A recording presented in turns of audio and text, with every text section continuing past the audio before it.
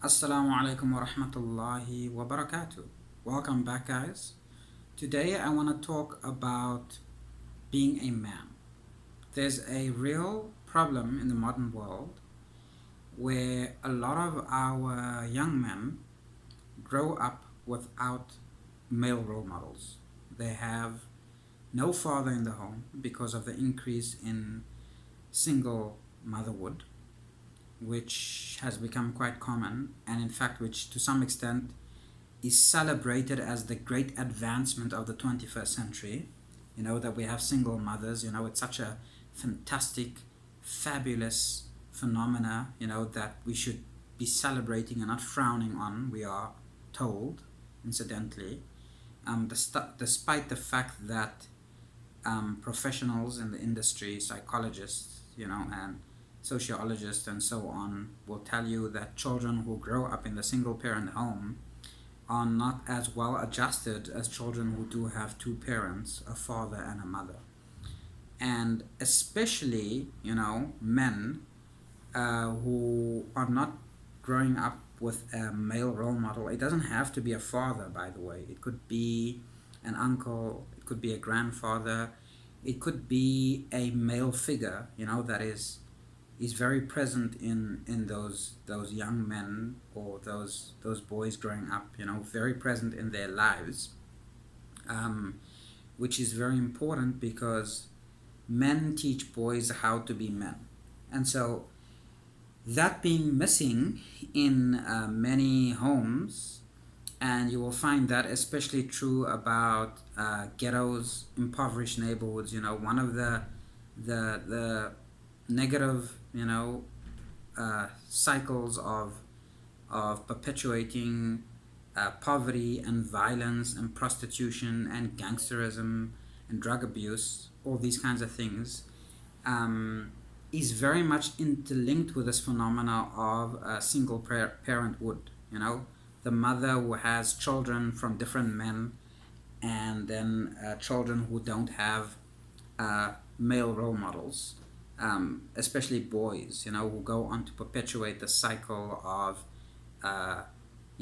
being irresponsible, of sleeping with a woman, fathering children, or rather, fertilizing women. I can't say fathering children because they're not really fathers, and then walking off. So that kind of perpetuates in these types of societies. It's one that upper class feminists celebrate these days, obviously not being very much in touch with the realities on the ground, meaning that of ordinary people, who the majority of whom are poor, right? And who do battle in these situations tremendously. And so what we lack these days, a lot of the time, in these poorer communities, are good and strong role models, male role models. And so what you find is boys taking, looking up to gangsters, and drug dealers, as the sort of epitome of maleness, and then aspire to be just like, the gangster down the road, because that's the closest thing he has to, for a male role model.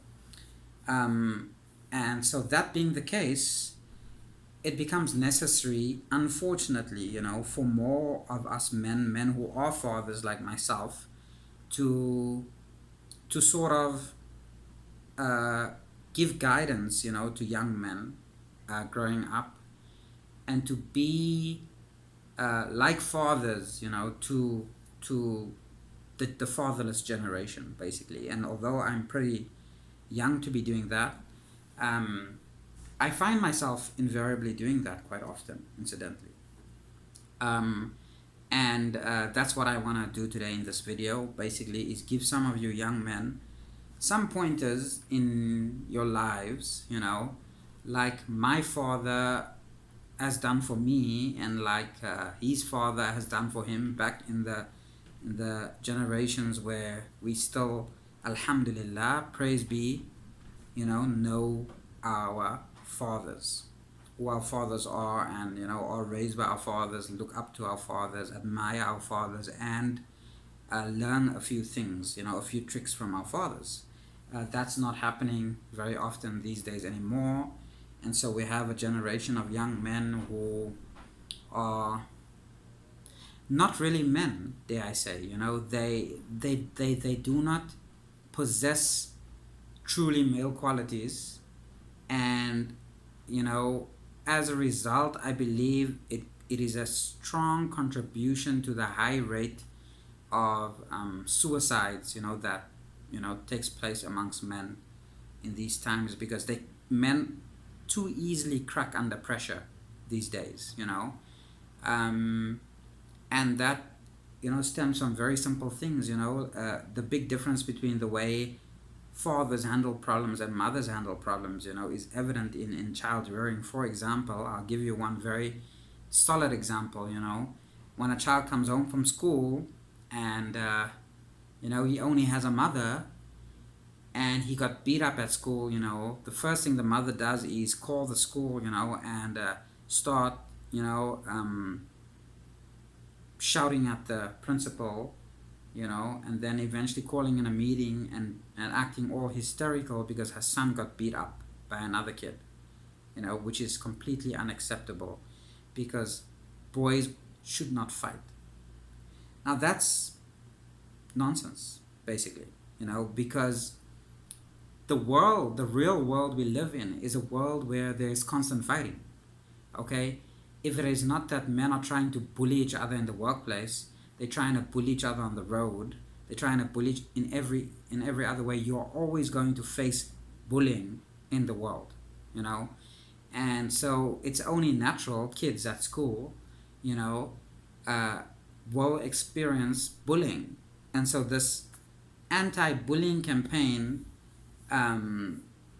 has also got its negative, so it's a very feminine environment we've created, basically, because of the greater participation, of course, of women in the public space, and then also the aspect of compassion, more compassion, coming into the way boys are being raised, which is necessary to create a healthy individual. But then there also needs to be the aspect that emphasizes strength. And so this is where the father comes in, okay?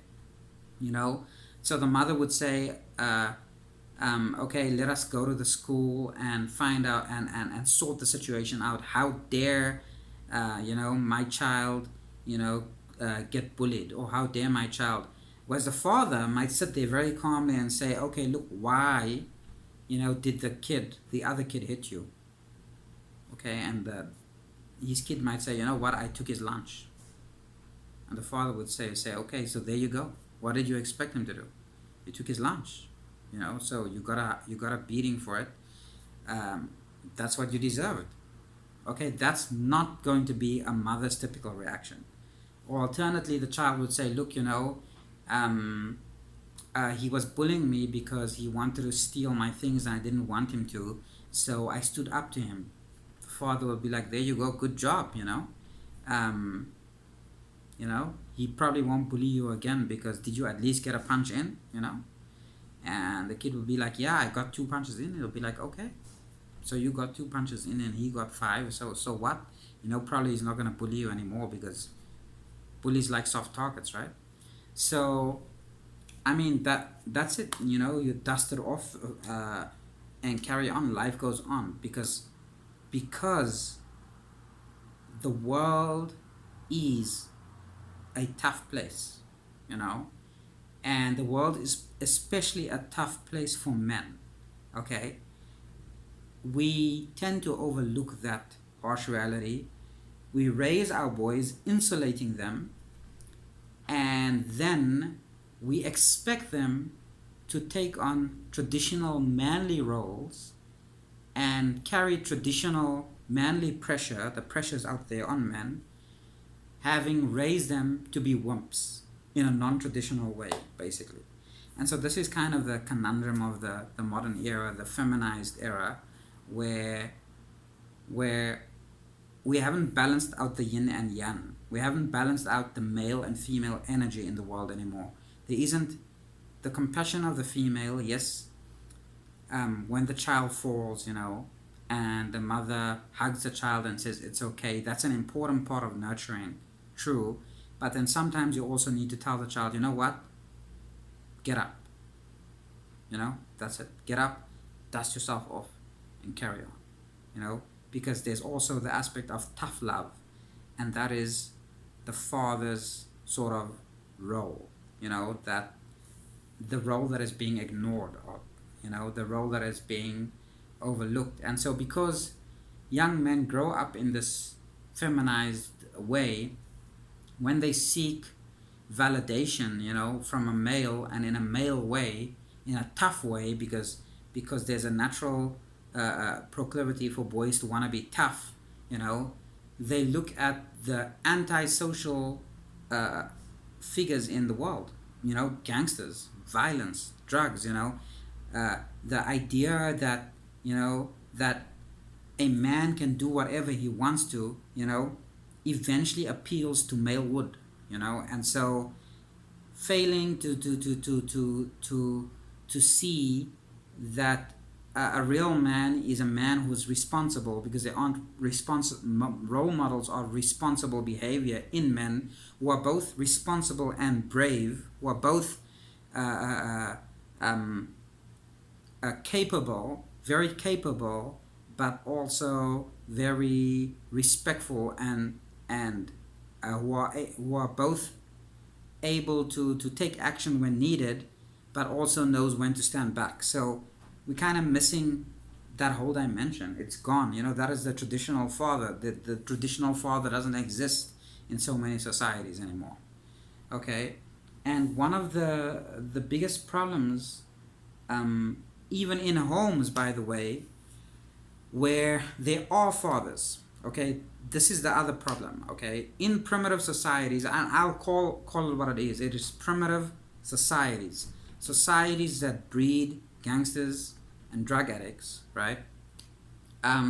You will often find a matriarchal family structure.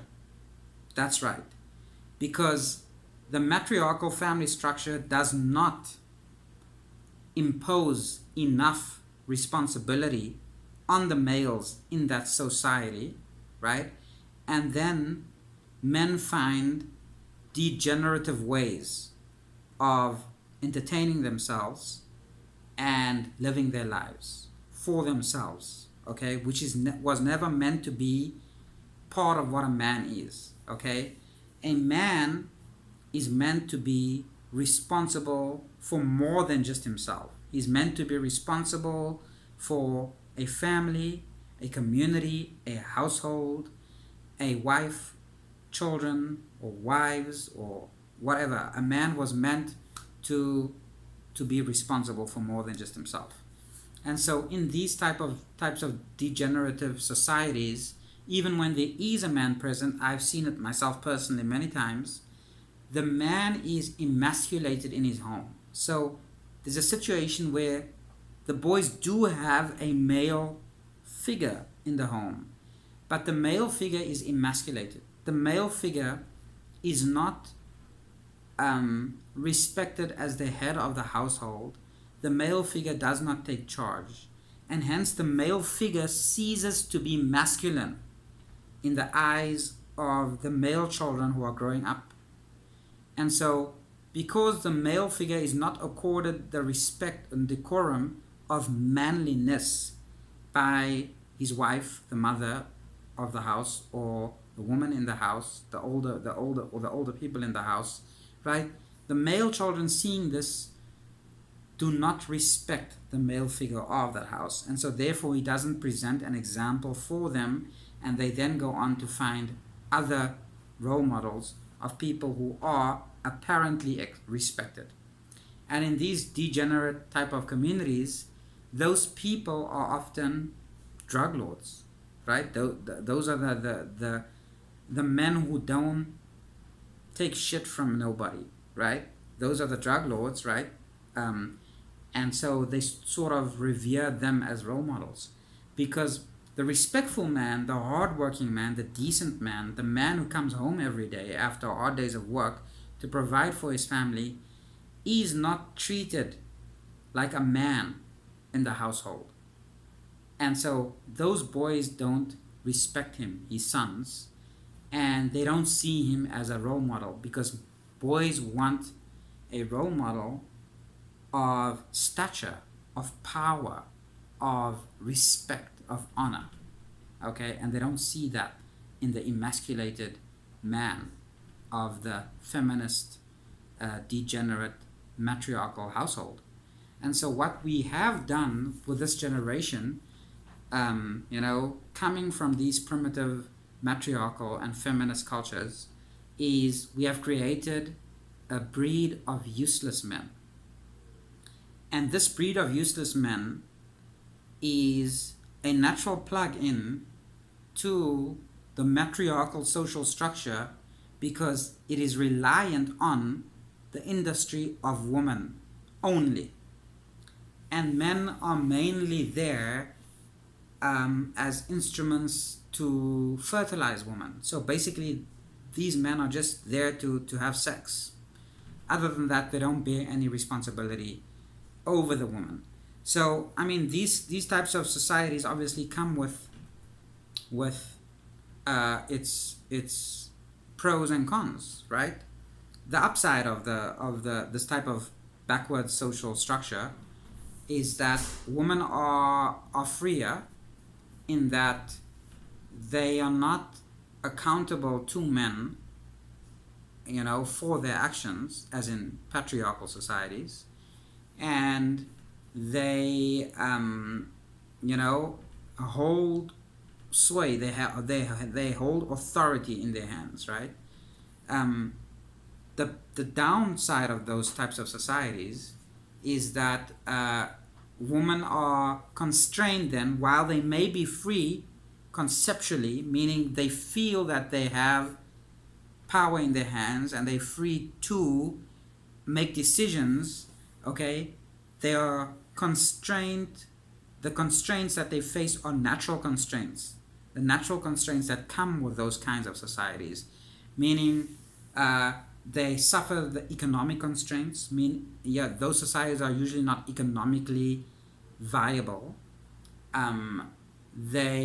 So poverty follows shortly, after this type of dysfunction takes place, because a man who is not empowered to be a man is also not a good breadwinner, usually, right? So women have to also work in these kinds of societies to be breadwinners for themselves, and usually these are not women that are privileged to have had like a first world university type education, so that's why I always argue that feminism only works for first world university types people who are privileged within the particular context of their government and social structure that facilitates their feminist model.